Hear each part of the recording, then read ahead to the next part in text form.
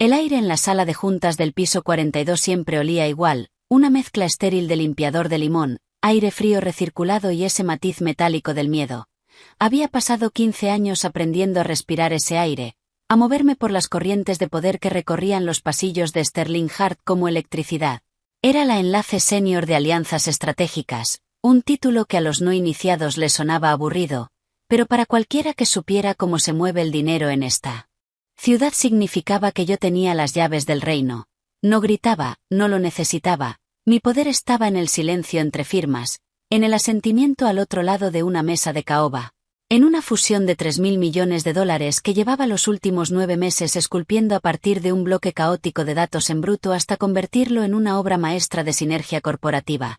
Estaba de pie junto al ventanal de suelo a techo revisando las cláusulas finales en mi tableta cuando la puerta se abrió de golpe. No fue una entrada, fue una invasión. Cassidy, la hija de la recién nombrada vicepresidenta, irrumpió en la sala. Tenía 24 años, iba armada con un MBA recién impreso por el que su padre probablemente había pagado un ala entera de un edificio, y lucía una sonrisa ladeada que sugería que se creía la protagonista de una película, y que todos los demás éramos simples extras con suerte.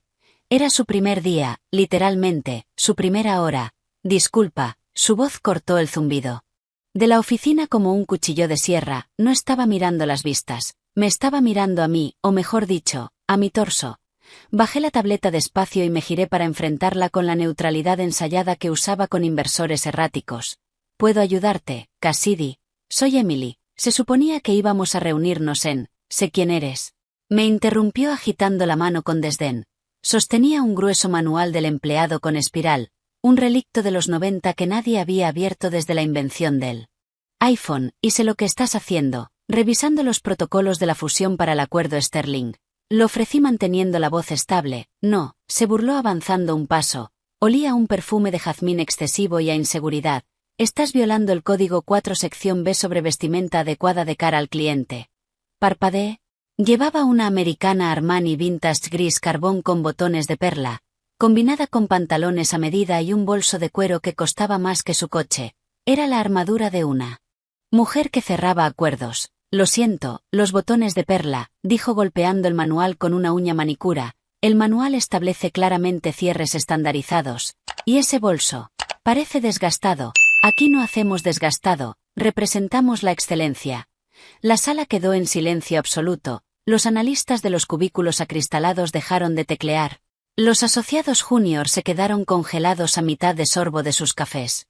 Este es el punto en el que normalmente diría que si te gusta ver descarrilamientos a cámara lenta o historias de gente recibiendo exactamente lo que merece, quizá deberías darle a seguir y votar positivo, porque créeme, el choque se acerca, pero en ese momento nadie se movía. Cassidy, dije bajando una octava la voz, peligrosamente calmada. Me reúno con Marcus Sterling en 48 horas para cerrar una adquisición de $3.000 millones. Esta americana no es el problema. El problema es que estás interrumpiendo mi preparación. Se puso de un rojo que chocaba con su pañuelo. No estaba acostumbrada a que le llevaran la contraria. Estaba acostumbrada a la tarjeta de crédito de papá y a becarios aterrorizados. Soy la jefa de gabinete de la vicepresidenta, anunció lanzando un título que yo sabía que técnicamente no existía para su rango salarial. Estoy haciendo cumplir los estándares. Si no puede seguir las normas básicas de esta empresa, ¿cómo vamos a confiarte su futuro? Era tan absurdo que casi me reí, pero vi el brillo en sus ojos. No le importaban los botones, quería una cabeza, quería demostrar el primer día que era la depredadora alfa. Me había elegido porque yo parecía consolidada, y derribar a la matriarca es la forma más rápida de asustar a la manada. Vete a casa, cámbiate, escribe una disculpa formal a Recursos Humanos por la infracción, ordenó cruzándose de brazos. La miré. De verdad la miré, vi el temblor en sus manos, la necesidad desesperada de validación, y también la absoluta falta de comprensión de lo que yo hacía. No, dije simplemente, no, perdona, tengo trabajo que hacer, y me giré de nuevo hacia la ventana. Estás despedida, chilló. Las palabras quedaron suspendidas en el aire, pesadas y ridículas. Me giré, jadeaba un poco, con los ojos muy abiertos. Había ido hasta el final, había apretado el gatillo. No puedes hablar en serio, dije, no suplicando, sino analizando. Soy tu superior por delegación y tú eres insubordinada. gritó con la voz quebrada, recoge tus cosas. Seguridad te escoltará fuera. Ahora, miré las caras aterrorizadas de los analistas tras el cristal, miré el contrato de 3.000 millones en mi tableta, y entonces una extraña claridad fría me inundó. No sentí ira, no sentí tristeza, sentí alivio. Vale, dije. Cassidy parpadeó. Esperaba una pelea, esperaba súplicas. Vale, tienes razón, Cassidy. Dije cerrando la tapa de la tableta con un chasquido. Los estándares son importantes. Recogeré mis cosas de inmediato. No esperé su respuesta. Pasé a su lado rozándole el hombro y me dirigí a mi despacho. Ella creyó que acababa de ejercer dominio. No tenía ni idea de que acababa de quitar la anilla de una granada que no explotaría hasta dentro de 48 horas. Acababa de despedir a la única persona del hemisferio que sabía interpretar los códigos de saludo de la familia Sterling. Mientras caminaba por el pasillo no miré atrás. Pero sentía su mirada, confundida por mi docilidad, preguntándose por qué la muerte se sentía tan vacía. Mi despacho era un santuario de caos controlado. A diferencia del minimalismo estéril de la sala de juntas, mi mesa era un paisaje de dosiers apilados, blocs legales llenos de taquigrafía que solo yo podía descifrar, un Rolodex que era, irónicamente, el objeto más valioso de todo el edificio. Cassidy probablemente pensaba que todo estaba digitalizado. No entendía que en el mundo de las fusiones de alto riesgo los verdaderos acuerdos se cerraban con números personales escritos en servilletas de cóctel y tarjetas guardadas en carpetas de cuero. No me di prisa, la prisa implica culpa o al menos pánico, y yo no tenía ninguno de los dos. Abrí los cajones con la precisión lenta de un artificiero, primero los objetos personales, la foto enmarcada de mi padre, que me había enseñado que la integridad es cara, pero la desesperación cuesta más, el pisapapeles de cristal que Marcus Sterling me regaló cuando cerramos el acuerdo de Tokio hacía 5 años, y luego el Rolodex. Lo dejé caer dentro de mi bolso de cuero desgastado con un golpe pesado y satisfactorio. Vi a mi asistente Sara en la puerta. Estaba pálida, retorciendo un pañuelo. Hasta hacerlo confeti, Emily, susurró como si hablar alto pudiera invocar al demonio del pasillo. ¿Es verdad? ¿De verdad lo hizo? Es verdad, Sara, dije con voz suave. Tomé una pila de archivos, la diligencia de vida preliminar de la fusión Sterling. Lo sostuve un segundo, sopesándolos, eran copias de la empresa, técnicamente pertenecían allí. Los dejé de nuevo sobre la mesa, justo en el centro. Pero la fusión, balbuceó Sara, la reunión es en 2 días, nadie más conoce los ratios de apalancamiento, nadie más conoce las cláusulas del apéndice. Estoy segura de que Cassidy es muy capaz, dije, y la mentira supo dulce como el cianuro, tiene un MBA. Sara, lee el manual. Borré el historial de mi ordenador, cerré sesión del servidor cifrado, limpié la caché local, no estaba destruyendo propiedad de la empresa, solo eliminando mi huella intelectual personal. Me puse el abrigo, era de cachemira, suave y cálido contra el frío repentino del aire acondicionado.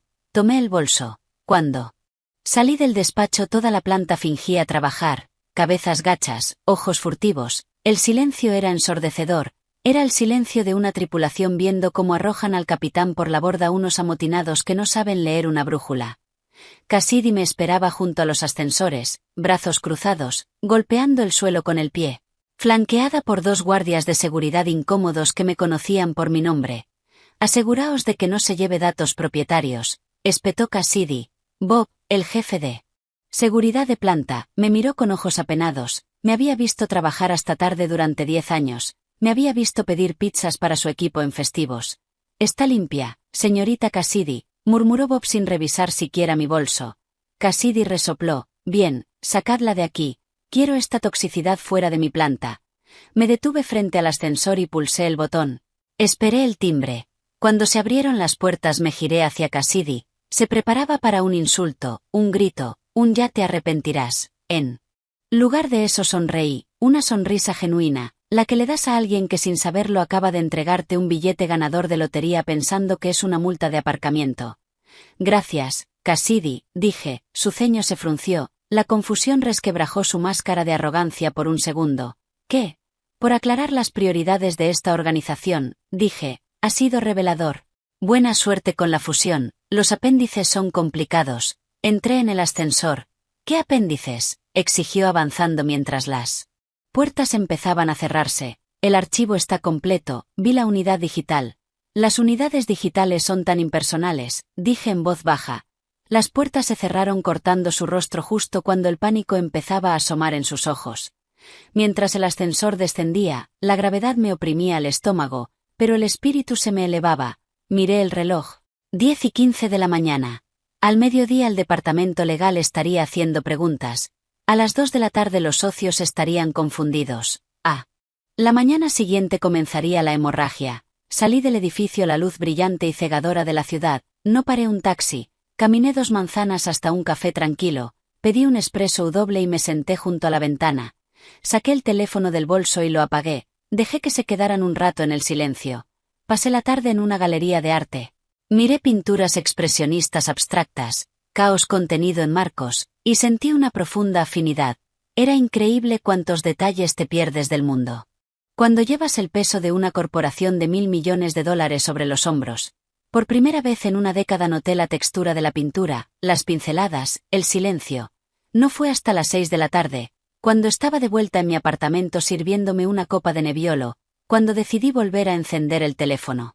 El dispositivo vibró en mi mano como un avispón furioso, no dejó de hacerlo durante 2 minutos completos. La pantalla se iluminó con una cascada de notificaciones. Una avalancha digital de arrepentimiento, 14 llamadas perdidas de la oficina, Sara, 3 llamadas perdidas del director de recursos humanos, 5 llamadas perdidas de un número desconocido, 27 correos nuevos. Di un sorbo al vino, saboreando los taninos, y me desplacé por los mensajes. Sara, 11:30 de la mañana, Emily, legal acaba de bajar. Están preguntando quién autorizó tu despido. Cassidy está encerrada en su despacho. Sara, 12:45, los socios de la firma de Tokio intentaron llamarte. Cassidy atendió la llamada, no fue bien, les dijo que ya no encajabas culturalmente, hubo muchos gritos en japonés. Sara, 2:30, ¿dónde están los archivos del apéndice? Cassidy está gritando por eso, dice que los borraste, en el servidor figura que nunca existieron. Emily, todo el mundo está en pánico. Sonreí girando el vino en la copa. Por supuesto que no estaban en el servidor. Los archivos del apéndice no eran documentos, eran matices, eran los acuerdos de palabra sobre la retención del personal clave de la empresa adquirida, eran las promesas verbales que yo había hecho a Marcus Sterling sobre preservar la identidad de marca del legado familiar, estaban en las notas que tomé a mano, las mismas notas que en ese momento se estaban convirtiendo en ceniza en la chimenea de mi apartamento. Abrí un correo del asesor jurídico general, David era un buen hombre, pero no tenía columna cuando se trataba del consejo. Asunto, urgente estado laboral malentendido. Emily, parece haber habido una ruptura significativa de comunicación respecto a la aplicación del protocolo. Por favor llámame de inmediato. Necesitamos hablar de una reinstalación de tu contrato antes de la reunión con Sterling. Podemos arreglar esto. Cassidy es nueva y quizá demasiado entusiasta. No dejemos que las emociones descarrilen la fusión. ¿Emociones? Susurré a la habitación vacía, siempre lo llamaban emociones cuando reaccionaba una mujer, pero estrategia. Cuando lo hacía un hombre, no respondí. Podía imaginar la escena en la oficina con absoluta claridad, el sol poniéndose proyectando sombras largas y acusadoras sobre el espacio abierto, Cassidy agotada, su perfume de jazmín volviéndose rancio, su traje blanco arrugado, dándose cuenta de que ser la hija de la vicepresidenta imponía obediencia. Pero no respeto, y desde luego no conocimiento. Tenía los archivos, tenía los números, podía ver que la valoración era de 3.000 millones, pero no sabía por qué, no sabía que la tercera cláusula de la sección 5, la de las responsabilidades medioambientales, era en realidad una negociación codificada sobre una parcela concreta de tierra en Montana que el abuelo de Marcus Sterling había comprado. En el papel parecía un pasivo, pero era el corazón emocional del acuerdo para la familia. Sterling intentaría renegociarlo para ahorrar dinero, como haría cualquier estudiante de MBA, e insultaría a Marcus tan profundamente que se levantaría de la mesa antes de que sirvieran el café. Me senté en el sofá y me cubrí las piernas con una manta, las luces de la ciudad parpadeaban tras la ventana, indiferentes al pánico de la torre de cristal del centro.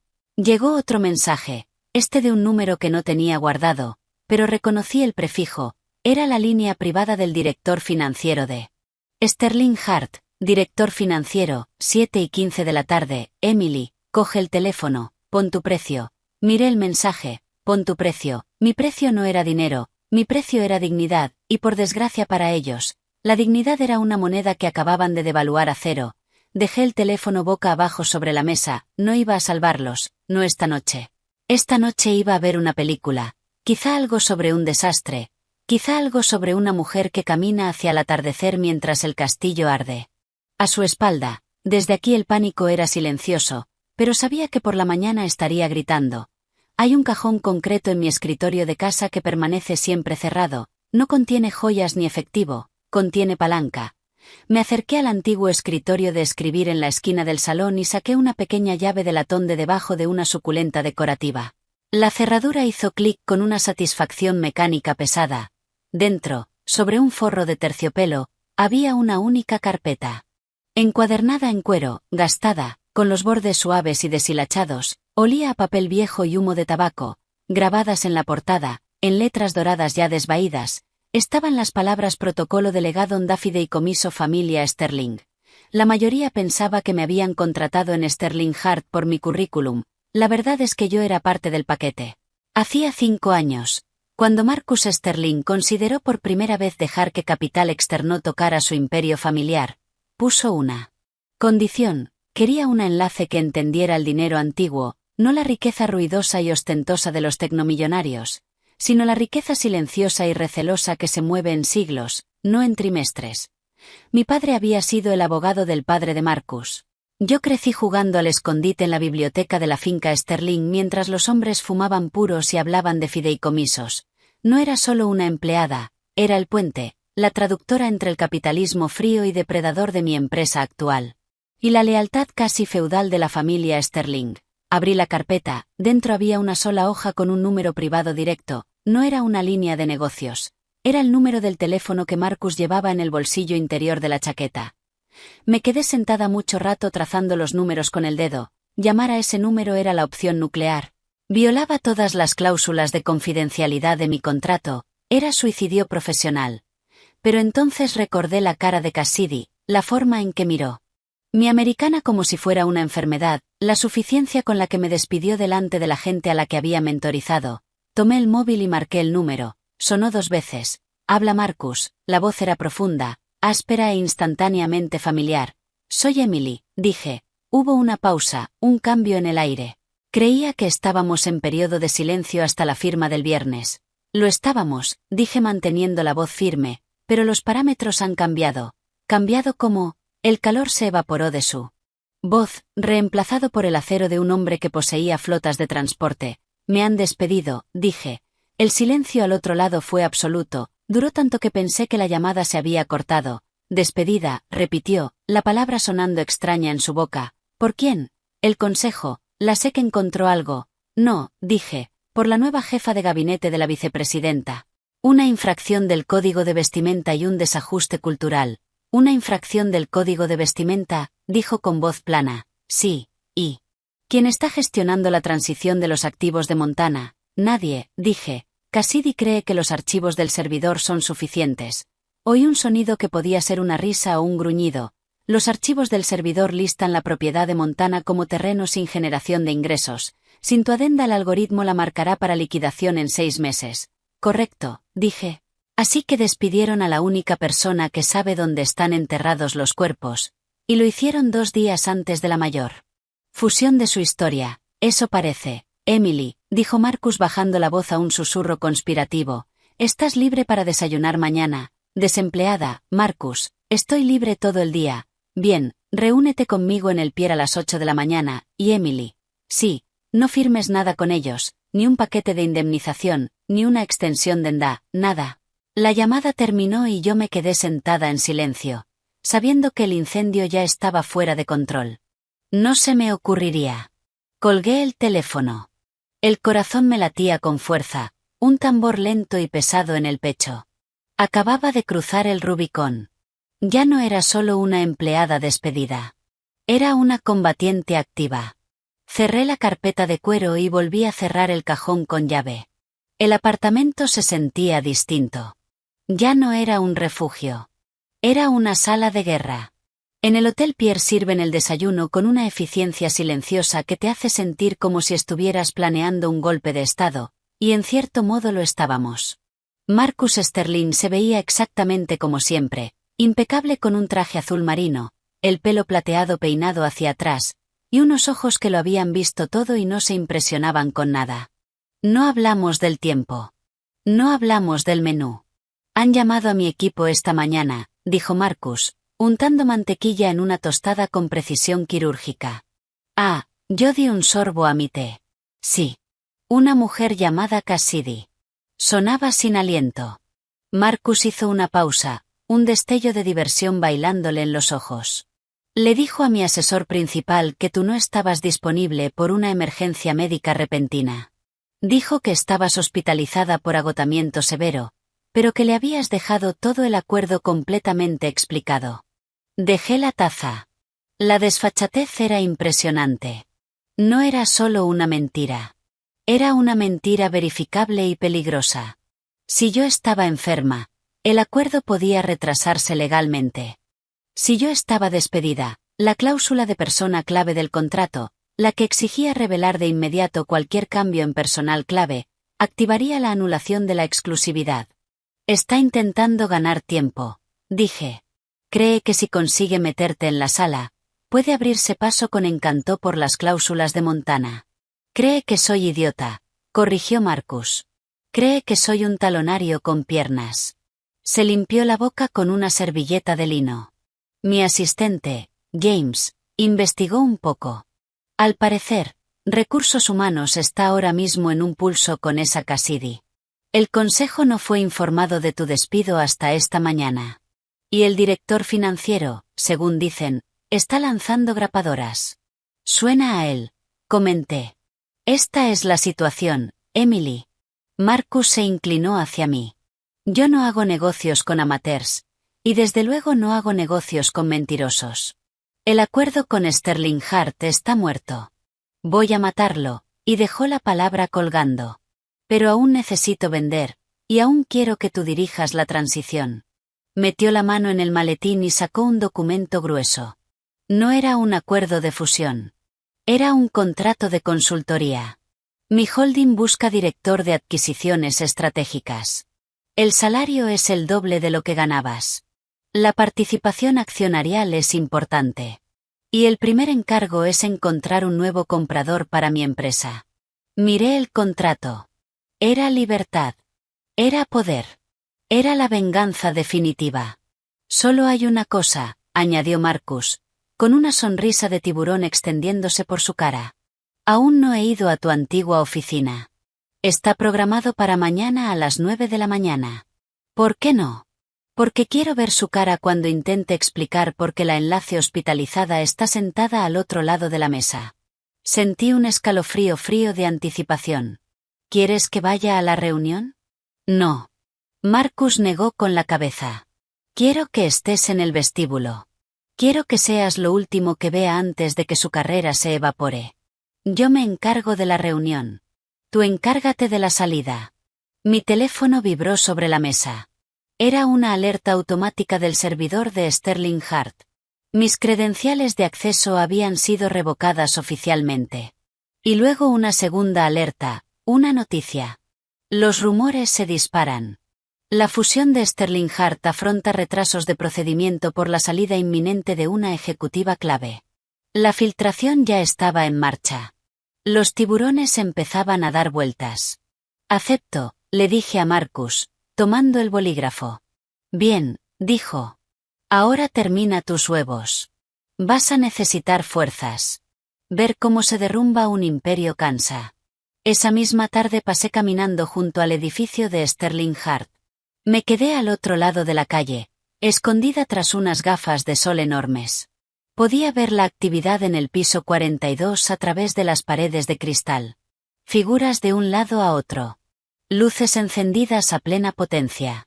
Parecía un hormiguero al que le acababan de dar una patada. Revisé el correo en mi móvil personal.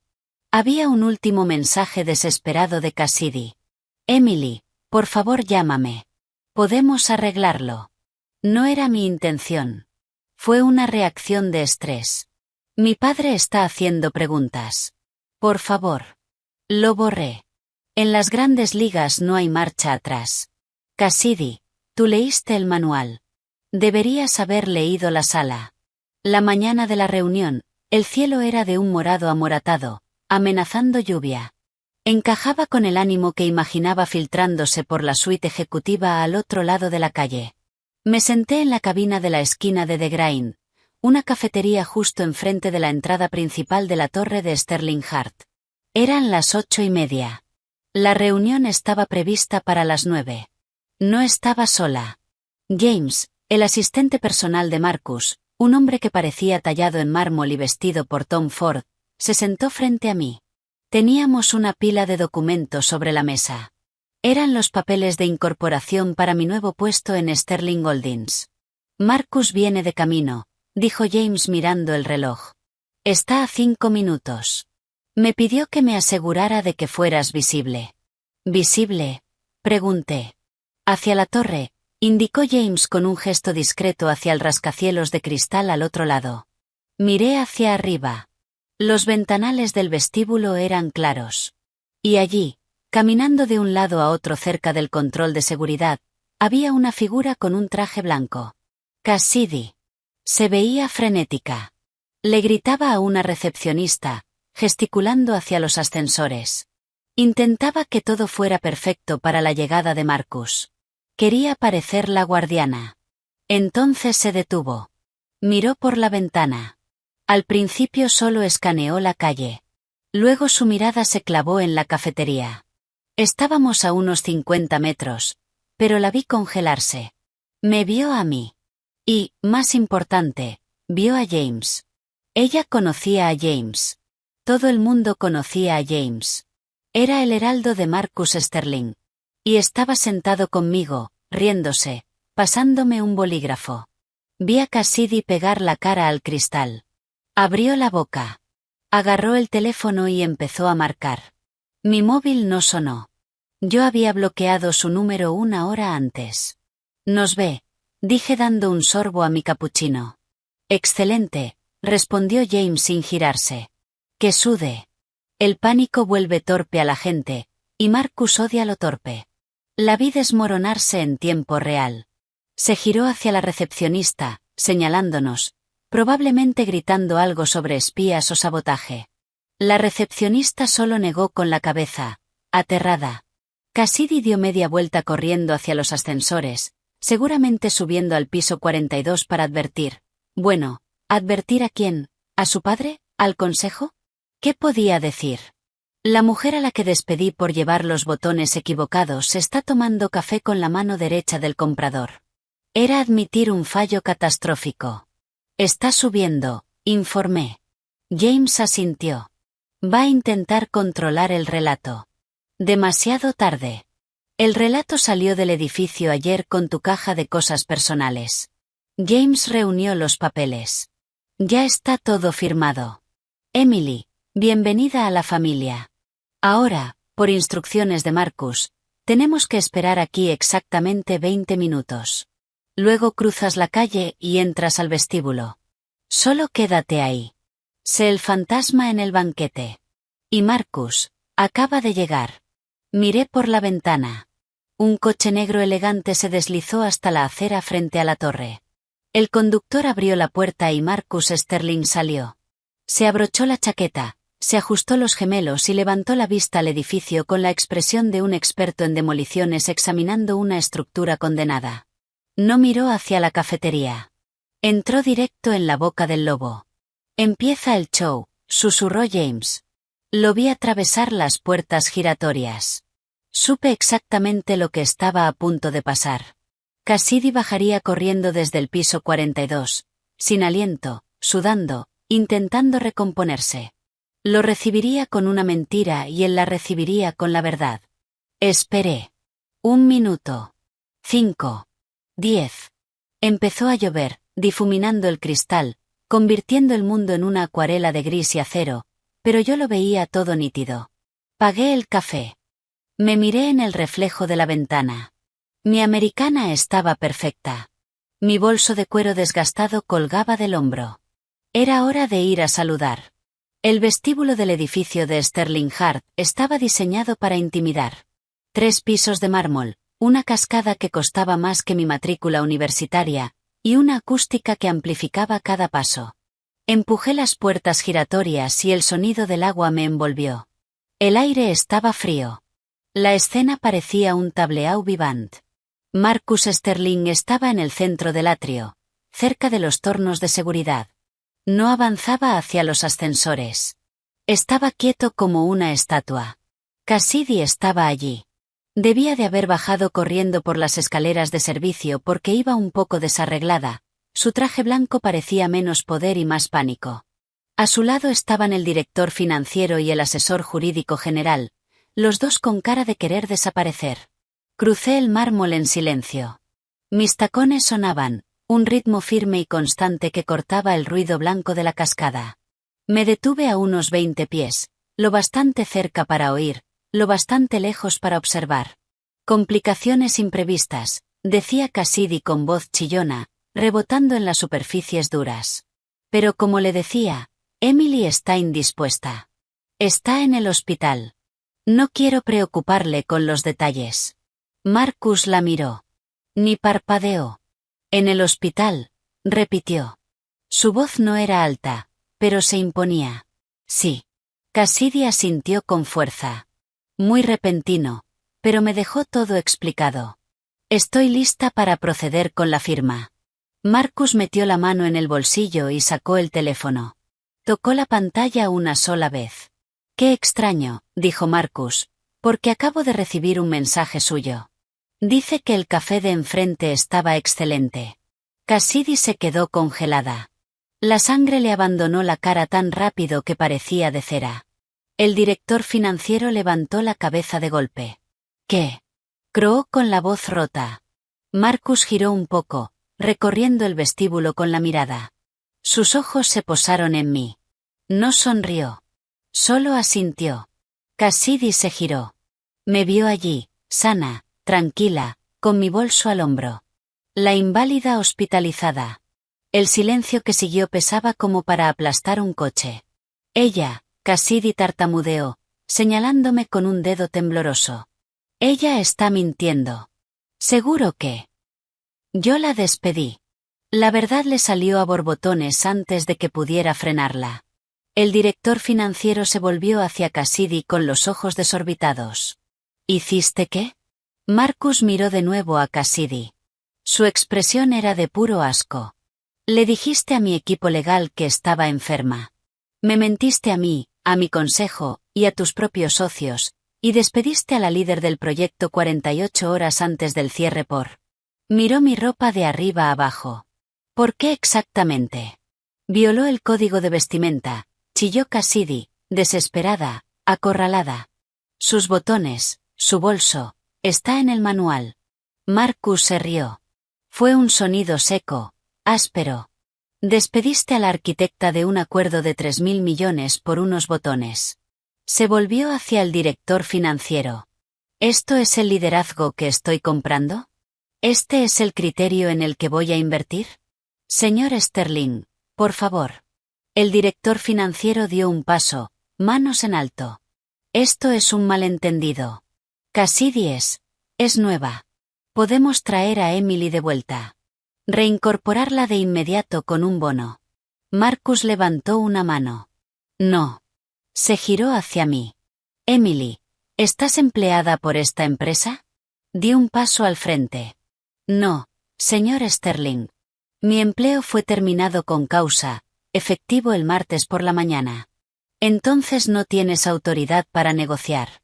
Ninguna. Marcus volvió al grupo. Miró a Cassidy, que ya temblaba, con lágrimas asomándole.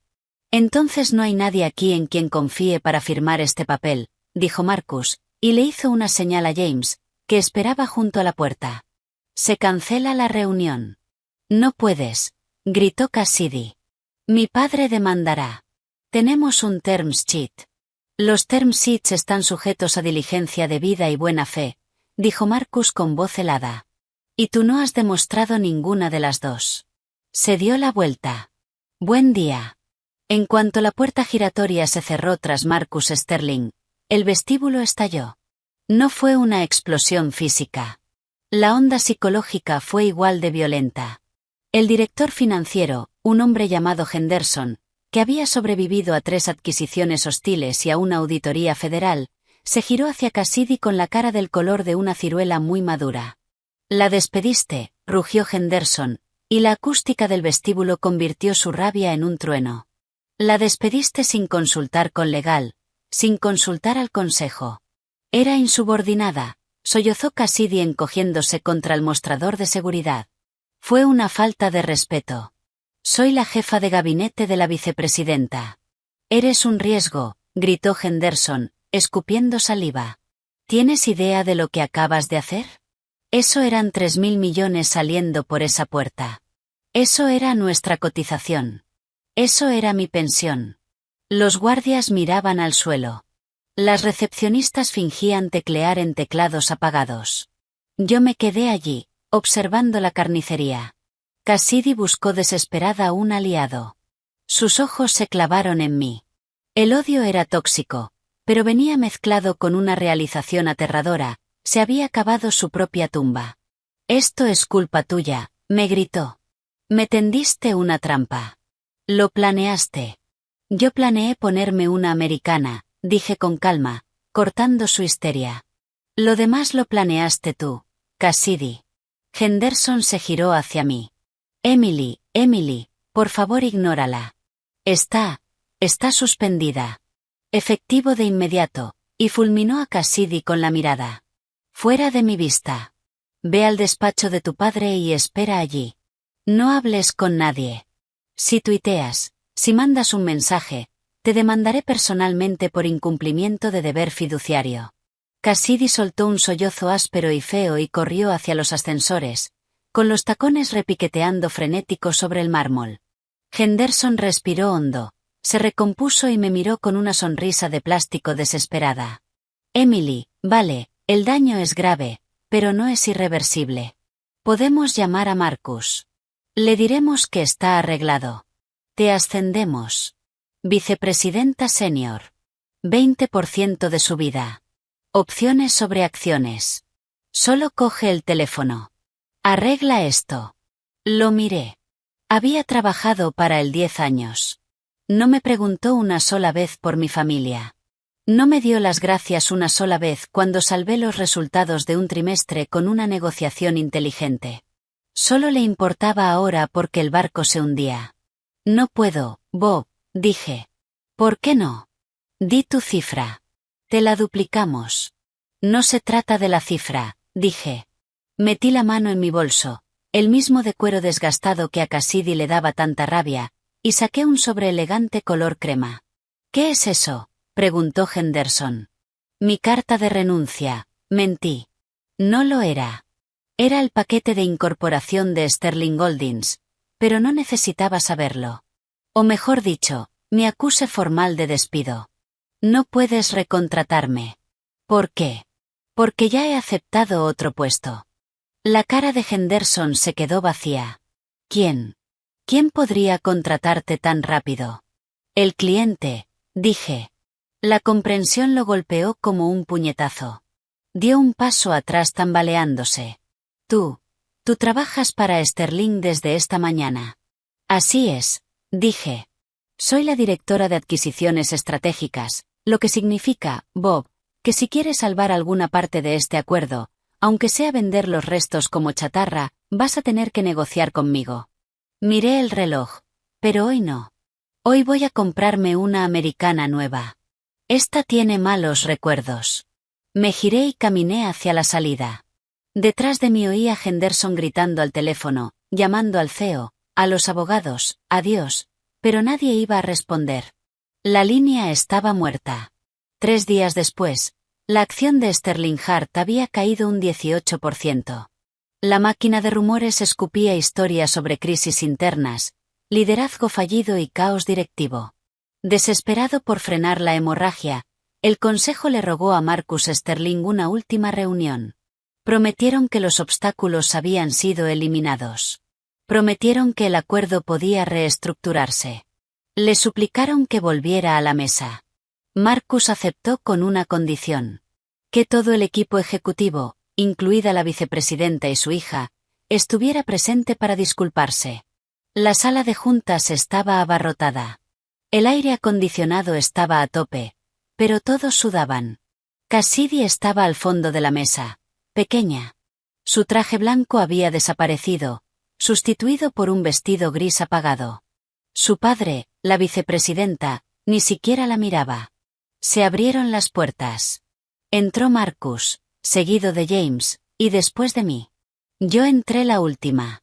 Llevaba un traje nuevo, negro, afilado, con botones dorados. Un jadeo colectivo recorrió la sala. La cabeza de Cassidy se alzó de golpe. Sus ojos se abrieron como platos.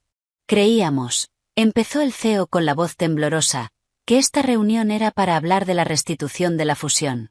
Marcus se sentó en la cabecera. No abrió el maletín. Solo entrelazó las manos. No estoy aquí para fusionarme, dijo Marcus. Estoy aquí para hacer una oferta por los activos a 30 centavos por dólar. ¿30 centavos?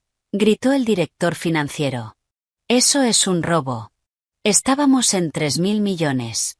Ese era el precio cuando tenían liderazgo competente, dijo Marcus con calma. Ese era el precio cuando tenían a Emily. Ahora tienen caos. Me señaló. Emily ahora me asesora sobre el valor real de su cartera. Me dice que sin la transición de Montana, el riesgo ambiental es catastrófico. Me dice que los socios de Tokio han perdido la fe. Me dice que la empresa está hueca. La sala se giró hacia mí. La sensación de traición en sus ojos era palpable. Esperaban lealtad de la persona a la que habían desechado. Emily, susurró Cassidy, ¿cómo puedes? Has trabajado aquí 15 años. La miré. Ya no sentía odio. Sentía pena. Era una niña jugando con cerillas, sorprendida de que la casa se hubiera quemado. Sí, dije. Y durante 15 años seguí el código. Me vestí para el papel. Jugué el juego. Y tú decidiste que no era suficiente. La vicepresidenta habló. Podemos arreglarlo. Emily, vuelve. Despedimos a Cassidy. Te damos su puesto. Solo dile que firme el acuerdo original. La sala contuvo el aliento. Era eso. La oferta de redención. El regreso al redil. Podía recuperar mi vida, pero con una corona. Miré a Marcus. Alzó una ceja, esperando. ¿Lista para firmar? Preguntó, siguiéndome el juego. Miré al CEO. Miré al director financiero. Y por último miré a Cassidy. Sonreí. Era la sonrisa de una mujer que sabe exactamente dónde están enterrados los cuerpos porque es ella quien sostiene la pala. Lo siento, dije en voz baja, y mi voz rebotó en la sala silenciosa. Ella me despidió. No hay trato. Marcus se levantó. Ya lo han oído. La oferta es de 30 centavos por dólar. Tienen hasta las 5 de la tarde para aceptar, o esperamos a la subasta por quiebra y lo compramos por 10. Se giró y salió. Yo lo seguí. No me despedí. No lo necesitaba. El silencio detrás de mí lo dijo todo. Mientras caminábamos hacia el ascensor, Marcus me entregó un archivo. Buen trabajo, directora, dijo. Tomé el archivo. Gracias, Marcus. Se abrieron las puertas del ascensor. Entré y, por primera vez en 15 años, no miré el espejo para ver si los botones estaban rectos. Sabía que estaban perfectos. Bajamos, dejando los restos en el piso 42, y por fin, de verdad, exhalé. Ustedes son las verdaderas estrellas de la jungla corporativa. Gracias por ver. Suscríbete o te apago el interruptor de tus viejos recuerdos de cubículo.